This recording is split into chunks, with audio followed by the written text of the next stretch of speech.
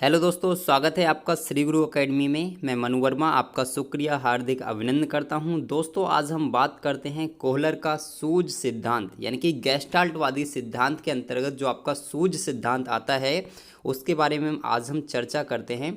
और दोस्तों, पहले हम इस टॉपिक के लिए कवर करेंगे और इससे संबंधित जितने भी प्रश्न हो सकते हैं उनके लिए हम बाद में डिस्कस करेंगे। तो चलिए स्टार्ट करते हैं विदाउट टाइम वेस्ट किए, ठीक है। तो अगर हम बात करते हैं दोस्तों, तो सबसे पहले छोटी सी एक चीज़ समझ लेते हैं गेस्टाल्टवाद। क्योंकि दोस्तों, जब हम सूझ का सिद्धांत पढ़ रहे हैं तो सूझ का सिद्धांत किसके अंतर्गत आता है, तो ये आपको पता होना चाहिए, गेस्टाल्टवाद के अंतर्गत आता है। और जब ये गेस्टाल्टवाद के अंतर्गत आता है तो आपको गेस्टाल्टवाद के बारे में भी पता होना चाहिए, क्योंकि प्रश्न आपसे वहाँ से भी पूछा जा सकता है। तो सबसे पहले अगर हम बात करें गेस्टाल्टवाद, तो दोस्तों आपसे क्वेश्चन पूछा जाएगा कि गेस्टाल्टवाद के प्रवर्तक या फिर जनक कौन है, तो आप कहेंगे मैक्स वर्दिमर। मैक्स वर्दिमर गेस्टाल्टवाद के जनक हैं। और दोस्तों, इनसे एक प्रश्न आपसे ये पूछा जा सकता है कि रिक्त पूर्तिता का सिद्धांत किसने दिया, तो ये भी आपको ध्यान रखना है, मैक्स वर्दिमर ने रिक्त पूर्तिता का सिद्धांत दिया था। दोस्तों, एक क्वेश्चन आपसे और पूछा जा सकता है कि गेस्टाल्टवाद के अनुसार प्रयोगकर्ता कौन थे, तो आप कहेंगे प्रयोगकर्ता तो दोस्तों कोहलर थे, लेकिन प्रवर्तक की अगर हम बात करते हैं तो मैक्स वर्दिमर थे। ये चीज़ आपको याद रखनी है। आपसे कभी कभी पूछा जाता है कि इनके सहयोगी के बारे में कई बार दोस्तों प्रश्न पूछा गया है, तो आप याद रखेंगे कुर्तलेवन। देखिए, कुर्तलेवन या फिर कर्टलेवन, कहीं कहीं पे आपको कर्टलेवन भी लिखा हुआ मिल सकता है, तो आप कंफ्यूज नहीं होंगे। ध्यान रखेंगे, कुर्तलेवन या कर्टलेवन दोनों एक ही व्यक्ति हैं, ठीक है। ये सहयोगी थे कुर्तलेवन और कुर्तकोफ। यहाँ से एक प्रश्न आपसे ये पूछा जाएगा कि क्षेत्रवादी सिद्धांत किसने दिया, तो आप कहेंगे क्षेत्रवादी सिद्धांत कुर्तलेवन या फिर कुर्तकोफ। ध्यान रखें, कुर्तकोफ नहीं कहेंगे, कुर्तलेवन कहेंगे। ध्यान रखें, यहाँ पर मिस्टेक होती है हमसे अधिकांश, ठीक है, तो आप इसको ध्यान रखेंगे। अब दोस्तों बात करते हैं गेस्टाल्टवाद। तो गेस्टाल्टवाद दोस्तों, ये प्रश्न कई बार एग्जाम में पूछा गया है कि गेस्टाल्टवाद का अर्थ क्या है, तो ध्यान रखेंगे गेस्टाल्टवाद किस भाषा का शब्द है, तो आप ये भी ध्यान रखेंगे गेस्टाल्टवाद जर्मन भाषा का शब्द है, जिसका अर्थ होता है समग्रता, पूर्णता या संपूर्ण आकृति। जब तक समस्या दिखाई नहीं देती तब तक समाधान नहीं हो सकता, ये गेस्टाल्टवाद कहता है। मैं यहाँ पर एक प्रश्न आप ये आकृति के अनुसार मैं आपको समझाने की कोशिश करूँगा। जैसे अगर मैं बात करूँ, ये वाली आप ये आकृति देख रहे होंगे, इस आकृति में अगर जब तक मैं आपको इस समस्या को नहीं दिखाऊं तब तक आप इस समस्या का समाधान नहीं कर सकते। जैसे अगर मैं बात करूं, मैं आपसे कहता हूं कि भाई बताइए इसमें आपको कौन सी आकृति दिख रही है, तो जब तक मैं आपको इस समस्या के बारे में नहीं बताऊंगा कि ये समस्या है, तब तक आप उस समस्या का समाधान नहीं कर पाएंगे। और जब मैं समस्या आपको दिखा दूंगा तो आप समझ जाएंगे भाई ये इसमें क्या है। यहाँ पर ये ट्रायंगल है, यानी कि त्रिभुज यहाँ पर आपको दिख रहा है, ठीक है।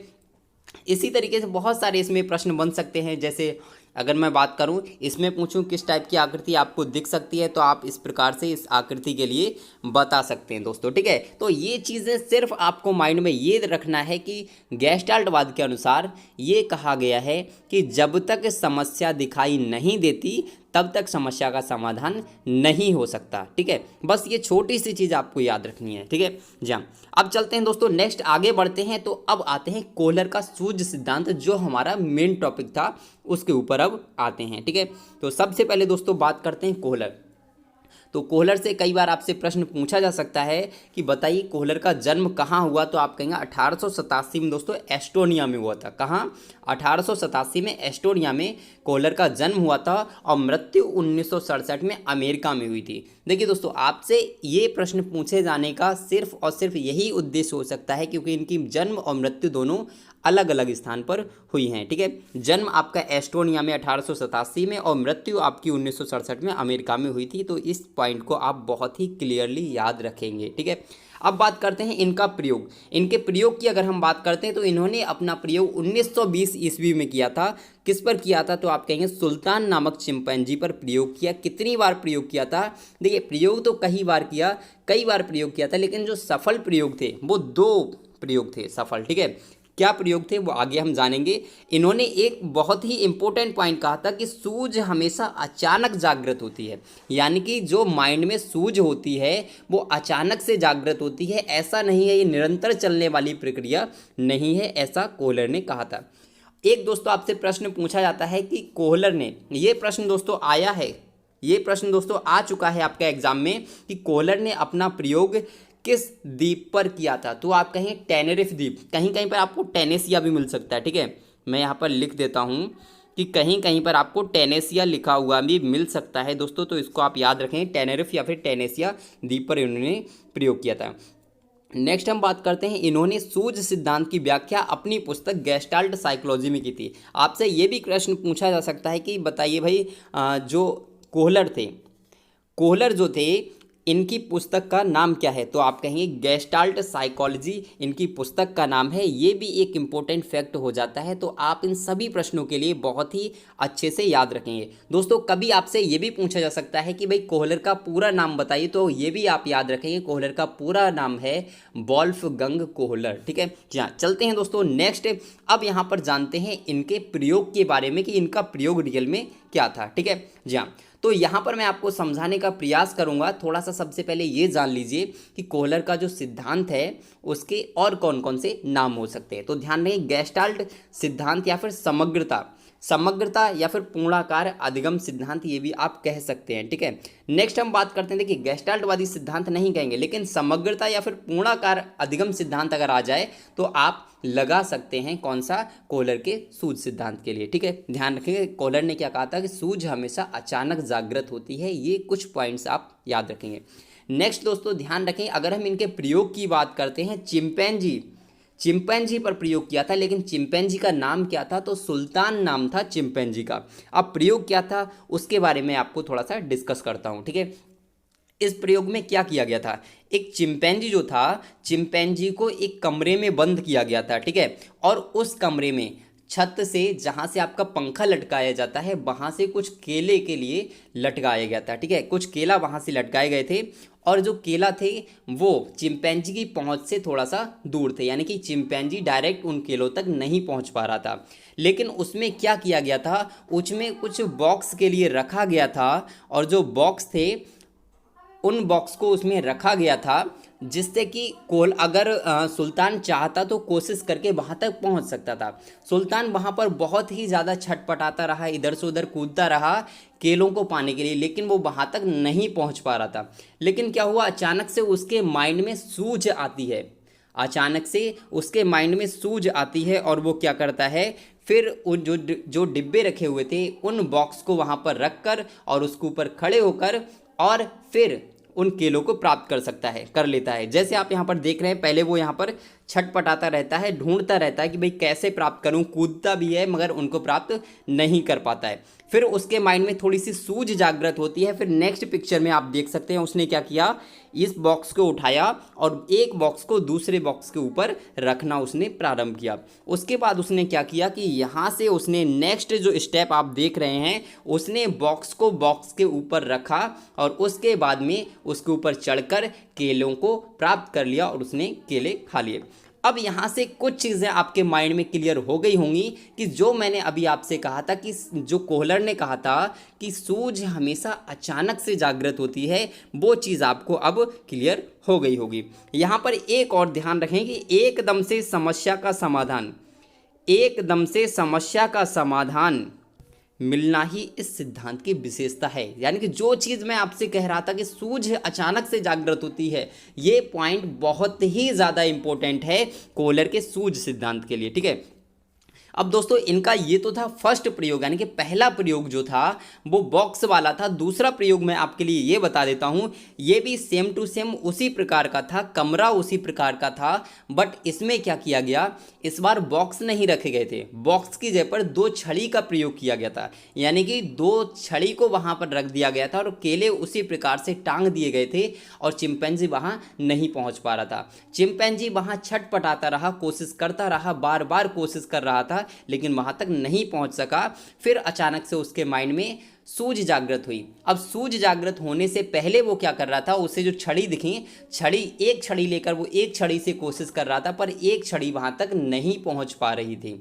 अब उसने क्या किया, उन छड़ी को आपस में इधर उधर मारना शुरू कर दिया, लेकिन अचानक से क्या हुआ, उसके माइंड में सूझ जागृत हुई और वो दोनों छड़ी क्या हुई, आपस में अटैच हो गई, मतलब आपस में जोड़ ली उसने। जब उसने उन दोनों छड़ियों को जोड़ लिया तो वो सिंपल सा क्या हुआ, वहाँ से वो लंबी काफ़ी छड़ी बन चुकी और जिससे कि वो केले उस छड़ी से उतार सका दोस्तों। ठीक है, तो मुझे लगता है यहाँ तक तो आपको कोई प्रॉब्लम नहीं हुई होगी। और दोस्तों वीडियो अच्छी लग रही हो तो वीडियो को लाइक और शेयर जरूर कर दीजिए दोस्तों। ठीक है, लाइक और शेयर कर दीजिए और चैनल को सब्सक्राइब कर लीजिए यदि आप चैनल पे पहली बार वीडियो देख रहे हैं तो। ठीक है, अब दोस्तों बात करते हैं कोहलर के अनुसार कुछ महत्वपूर्ण संप्रत्यय पूछे जाते हैं।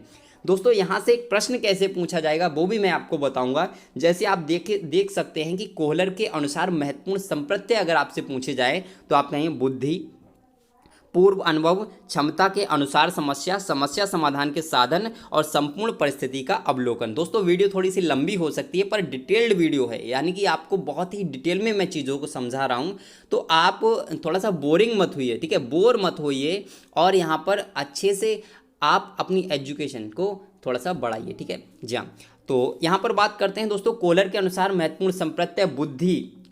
आप जिस किसी की भी समस्या का समाधान करना चाहते हैं उसके अंदर बुद्धि होनी चाहिए, बुद्धि हर किसी के अंदर होती है। ठीक है, नेक्स्ट पूर्व अनुभव। उसका पूर्व अनुभव क्या है, आप उनको समस्या तो दे रहे हैं लेकिन समस्या उसके अकॉर्डिंग दीजिए कि भाई उसका पूर्व अनुभव है या नहीं है, यानी कि वो उस चीज़ के बारे में पहले से जानता है या नहीं है, ये चीज़ होना बहुत इंपॉर्टेंट है।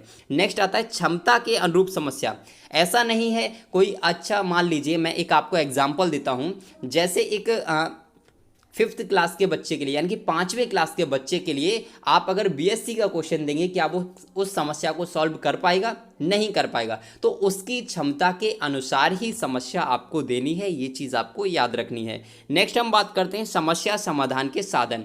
ऐसा नहीं है कि आपने समस्या तो दे दी पर उसको समाधान कैसे किया जाए ये आपने नहीं बताया और किसी भी प्रकार का साधन भी आपने प्रस्तुत नहीं किया, तो ये भी एकदम से गलत होगा। तो आपको याद रखना है समस्या समाधान के साधन होने भी बहुत आवश्यक हैं। नेक्स्ट बात करते हैं संपूर्ण परिस्थिति का अवलोकन। सिंपल सी बात है, या आपने जो कुछ भी उस समस्या का समाधान किया उसका अवलोकन भी बाद में करना चाहिए। तो ये 5 मुख्य संप्रत्यय कहे जाते हैं कोहलर के अनुसार। ठीक है, नेक्स्ट अगर हम बात करते हैं अंतर्दृष्टि सिद्धांत की कुछ विशेषताओं की, अगर हम बात करते हैं कि क्या क्या विशेषताएं हैं, प्रश्न पूछ लिया जाता है दोस्तों कभी कभी, इसलिए मैं इनको थोड़ा सा संक्षेप में समझाने की कोशिश करूंगा। समस्यात्मक स्थिति का सर्वेक्षण, यानी कि जो आपकी स्थिति है, जिस स्थिति में आपको समस्या हो रही है उसका सर्वेक्षण हो जाता है। समस्यात्मक स्थिति में हिचकिचाहट, विश्राम एवं ध्यान का विकेंद्रीकरण करना।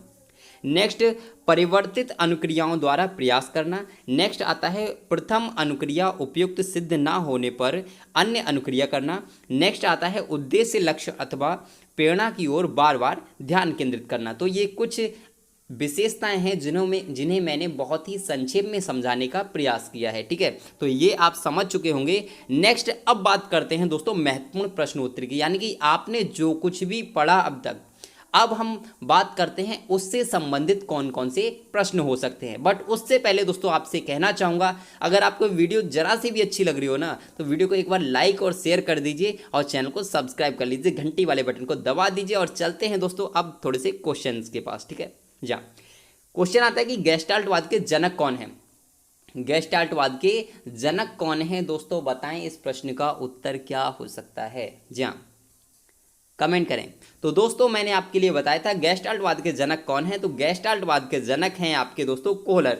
अरे गलत हो जाएगा दोस्तों, कोहलर गेस्टाल्टवाद के जनक नहीं है, कोहलर सूझ सिद्धांत के जनक हैं। मैंने आपको बताया था गेस्टाल्टवाद के जनक थे मैक्स वर्दीमर। ये प्रश्न मैंने आपको बताया था जब मैं आपको थ्योरी समझा रहा था। ठीक है, तो बहुत ही ध्यान से अगर आप देखते आपका क्वेश्चन गलत नहीं होता। ठीक है, नेक्स्ट हम बात करते हैं दोस्तों, उससे पहले एक चीज़ मैं आपको छोटी सी 10 सेकंड में मैं आपको बताना चाहूँगा कि यदि आपको फ्री बुक्स, नोट्स, पीडीएफ इत्यादि आपको कुछ भी चाहिए और इस वीडियो का भी आपको अगर पीडीएफ चाहिए तो आप हमारे टेलीग्राम चैनल से जुड़ सकते हैं, वहाँ से फ्री ऑफ कॉस्ट इन सबको आप डाउनलोड कर सकते हैं, लेकिन सिर्फ और सिर्फ शिक्षक भर्ती दोस्तों। ठीक है जी हाँ, अब दोस्तों बात करते हैं कोहलर ने अपना प्रयोग किस द्वीप पर किया था, बताएं।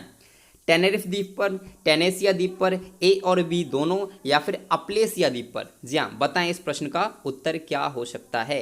कोहलर ने अपना प्रयोग किस द्वीप पर किया था। तो दोस्तों ध्यान रखेंगे, मैंने आपको बताया था कोहलर ने अपना प्रयोग टेनेरिफ द्वीप पर और टेनेसिया द्वीप पर दोनों पर ही किया था। अब देखिए दोनों का मतलब है यानी कि ऑप्शन नंबर सी। अब दोस्तों दोनों का जो मतलब है, ऐसा नहीं है कि उसने दोनों द्वीप पर जाकर किया था, नहीं नहीं नहीं। टेनेरिफ और टेनेसिया ये दोनों एक ही द्वीप के नाम हैं, ठीक है। कहीं कहीं पे आपको डिफरेंट मिल जाता है, इसलिए मैंने दोनों को दिया है, ठीक है। अब बात करते हैं अगले क्वेश्चन की। हमारा अगला क्वेश्चन है दोस्तों, रिक्त पूर्तता का सिद्धांत किसने दिया? जी हाँ, रिक्त पूर्तता का सिद्धांत किसने दिया दोस्तों? तो आप बताएंगे दोस्तों इस प्रश्न का उत्तर क्या हो सकता है? जी हाँ, कमेंट करें। कुर्तलेबिन, कुर्तकोफका, कोहलर, मैक्स वर्दिमर। जी हाँ बताएं, रिक्त पूर्तता का सिद्धांत किसने दिया? जी हाँ बताएं। कुर्तलेबिन, बिल्कुल सही दोस्तों, कुर्तलेबिन। अरे भाई गलत हो जाएगा, ध्यान रखिए, थोड़ा सा माइंड यूज करिए दोस्तों। जी हाँ, मैंने आपसे कहा था ना कि यहाँ पर बहुत सारी कन्फ्यूजन आपके माइंड में पैदा हो सकती है, तो ध्यान रखिए। रिक्त पूर्तता का सिद्धांत किसने दिया? तो आप कहेंगे मैक्स वर्दिमर ने दिया। कुर्तलेबिन ने दोस्तों क्षेत्रवादी सिद्धांत दिया था, ध्यान रखें, क्षेत्रवादी सिद्धांत, ठीक है। चलते हैं नेक्स्ट क्वेश्चन की तरफ। हमारा नेक्स्ट क्वेश्चन है कि कोहलर के अनुसार कौन सा संप्रत्यय का प्रकार नहीं है? कौन सा संप्रत्यय का प्रकार नहीं है? बुद्धि लब्धि, पूर्व अनुभव, समस्या समाधान के साधन या फिर बुद्धि? बताएं, कोहलर के अनुसार कौन सा संप्रत्यय का प्रकार नहीं है? तो दोस्तों मैंने आपके लिए बताया था कि कोहलर के अनुसार संप्रत्यय की अगर हम बात करते हैं तो बुद्धि था, कि हर किसी में बुद्धि होती है और बुद्धि के अनुसार ही वो कार्य करता है, मैंने आपको बताया था, ये बिल्कुल सही है। नेक्स्ट, समस्या समाधान के साधन, समस्या तो है लेकिन समस्या समाधान के साधन भी होने चाहिए, कि किस तरीके से हम, किस साधन के द्वारा हम समस्या का समाधान करेंगे, तो ये भी पॉइंट आपका बिल्कुल सही है। नेक्स्ट हम बात करते हैं पूर्व अनुभव। उसको पूर्व अनुभव भी होना चाहिए कि पहले से उसे उसके बारे में जानकारी है, उस समस्या के बारे में या नहीं, तो ये बिल्कुल सही है। लेकिन कोहलर के अनुसार बुद्धि लब्धि दोस्तों नहीं है, और दोस्तों इसमें नहीं पूछा है, इसीलिए आपका option number A is the right answer, ठीक है। चलते हैं गाइस नेक्स्ट क्वेश्चन पर। हमारा नेक्स्ट क्वेश्चन ये रहा आपकी स्क्रीन पर, कोहलर कहाँ के निवासी थे? जी हाँ, कोहलर कहाँ के निवासी थे? बताएं दोस्तों इस प्रश्न का उत्तर। जी हाँ, कोहलर कहाँ के मनोवैज्ञानिक थे? बताएं। तो दोस्तों ध्यान रखें इस प्रश्न का आंसर कि कोहलर कहाँ के मनोवैज्ञानिक थे? अमेरिका, कनाडा, स्विट्जरलैंड या फिर इनमें से कोई नहीं? तो दोस्तों ध्यान रखेंगे, इनका जन्म तो कहीं और हुआ था लेकिन मृत्यु कहाँ हुई थी? अमेरिका में हुई थी, और ध्यान रखेंगे अमेरिका के ही मनोवैज्ञानिक कहे जाते हैं कोहलर के लिए, ठीक है।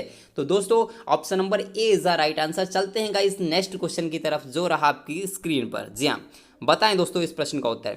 एक बालक का इलेक्ट्रिक खिलौना खराब हो गया, वह उसे बार बार खोल रहा था, कोशिश कर रहा था सही करने की, परंतु सही नहीं कर पा रहा था। फिर अचानक उसे दिखा कि एक तार छूटा हुआ है, उसने उसे जोड़ दिया और खिलौना सही हो गया। यह संपूर्ण प्रक्रिया किस सिद्धांत के संबंधित है? जी हाँ, बहुत ही अच्छा। जी हाँ, इम्पोर्टेंट, यहाँ पर मैं इम्पोर्टेंट क्या दोस्तों, मोस्ट इम्पोर्टेंट इस प्रश्न के लिए कह सकते हैं। तो दोस्तों बताएं ये किस सिद्धांत से संबंधित है? मैक्स वर्दमर के सिद्धांत से, कुर्तलेविन के सिद्धांत से, कोहलर के सिद्धांत से या फिर कोफका के सिद्धांत से? तो दोस्तों ये आपका है कोहलर के सिद्धांत से संबंधित, यानी कि option number C is the right answer, एकदम से करेक्ट हो जाएगा। चलते हैं गाइस नेक्स्ट क्वेश्चन की तरफ जो रहा आपकी स्क्रीन पर। जी हाँ, कोहलर ने अपना प्रयोग किस पर किया था? बिल्ली पर, बनमानुष पर, कुत्ते पर या फिर चूहे पर? कोहलर ने अपना प्रयोग किस पर किया? जी हाँ बताएं, कोहलर ने अपना प्रयोग किस पर किया? कमेंट करें। जी हाँ कमेंट करें। तो दोस्तों कोहलर ने अपना प्रयोग वन मानुष पर किया था, option number B is the right answer. बिल्ली की बात करते हैं तो बिल्ली पर थॉर्नडाइक ने प्रयोग किया था। कुत्ते की बात करते हैं तो कुत्ते पर पावलोव ने प्रयोग किया था। अगर चूहे की बात करते हैं चूहे पर स्किनर ने प्रयोग किया था। तो आपका इस प्रश्न का जो राइट आंसर होगा वो होगा option number B is the right answer. दोस्तों वीडियो अच्छी लगे तो वीडियो को लाइक और शेयर करते रहिए। आप देखिए आपका परिवार है, आप अपने परिवार को बढ़ाने के लिए, देखिए ऐसा होता है ना कि ज़्यादा लोग देखते हैं तो मुझे भी थोड़ा सा अच्छा लगता है, थोड़ा सा मोटिवेशन मिलता है, तो आप थोड़ा सा शेयर करते रहिए दोस्तों, ठीक है। जी हाँ, अब बात करते हैं गेस्टाल्ट किस भाषा का शब्द है? गेस्टाल्ट किस भाषा का शब्द है? लैटिन भाषा का, फ्रांसीसी भाषा का या फिर जर्मन भाषा का? जी हाँ बताएं, गेस्टाल्ट किस भाषा का शब्द है? जी हाँ, तो इस प्रश्न का आंसर मैंने आपको बताया था जब मैं आपको थ्योरी पढ़ा रहा था कि गेस्टाल्ट जर्मन भाषा का शब्द है दोस्तों। Option number C is the right answer, और जिसका अर्थ होता है समग्र आकृति या फिर संपूर्ण आकृति। Option number C is the right answer दोस्तों। ठीक है, चलते हैं गाइस नेक्स्ट क्वेश्चन पर। और दोस्तों इस टॉपिक से, इस थ्योरी से संबंधित जितने भी प्रश्न थे वो आप देख चुके हैं। और वीडियो अच्छी लगी तो वीडियो को लाइक और शेयर करें, चैनल को सब्सक्राइब कर लें और घंटी वाले बटन को दबा दीजिए दोस्तों। ठीक है जी हाँ। और दोस्तों मुझे लगता है कि मैंने पूरी कोशिश की है आपको पूरा समझाने की, और आप 100% दोस्तों इस टॉपिक से अगर कोई भी प्रश्न आएगा आपका बाहर नहीं जाएगा। ठीक है, तो दोस्तों वीडियो अच्छी लगी तो वीडियो को लाइक और शेयर करें, चैनल को सब्सक्राइब करें, और दोस्तों खुश रहें, मस्त करें और तैयारी करते रहें दोस्तों। ठीक है, तो चलिए बाय बाय दोस्तों।